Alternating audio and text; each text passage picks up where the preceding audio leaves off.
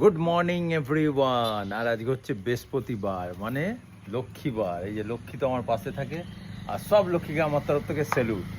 Good morning everyone. এত সুন্দর জায়গা। তো আমরা থাকি কংক্রিটের জঙ্গলে, আর এখানে এসে যেদিকে দুচোখ যায় শুধু সবুজ সবুজ আর সবুজ। আমরা কিন্তু সকালবেলা বেরিয়ে, সকালবেলা না ভোর ভোর বেরিয়ে সামনেটা একটু হেঁটেও নিয়েছি। আমাদের মানে মর্নিং ওয়াকও হয়ে গেল। কুকুরকে বিস্কিট কুনাল খাইয়ে দিলে, চারখানা পেয়ে গেছি, আমাকে দেখেই চলে এসছে, খাইয়েও দিলাম। আর কুনাল বলছি, দেখো একটা জিনিস, আমাদের ওখানে যেখানে একটু বৃষ্টি হয় বা অন্ধকার জায়গা সেখানে ঝিঝি পোকা ডাকে, আর এখানে দেখছি যে 24/7 সারাক্ষণ ঝিঝি পোকার ডাক। আর আমরা যে জায়গাটায় রয়েছি সেটা শহর থেকে একটু আউটস্কার্টে, তো এখানটা শুধু মানে কি বলবো, একদম গ্রাম্য এলাকা। ভীষণ ভালো লাগছে, ভীষণ ভালো লাগছে। আর এই নিরিবিলিটাই আমি মানে পছন্দ করি। সবসময় এর বাড়িতে কথা হচ্ছে, ওর বাড়িতে চেঁচামেচি হচ্ছে, ওর বাড়িতে আওয়াজ হচ্ছে, এইগুলো থেকে দূরে থাকতে চাই।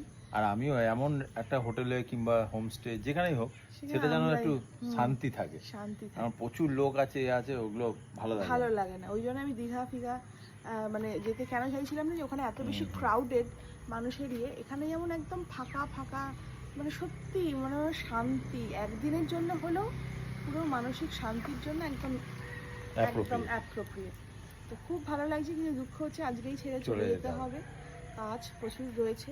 এর মধ্যেও আবার কালকেও ফোন এসছে যে এখান থেকে একটা কাজ করে যেতে। আমি বলছি কি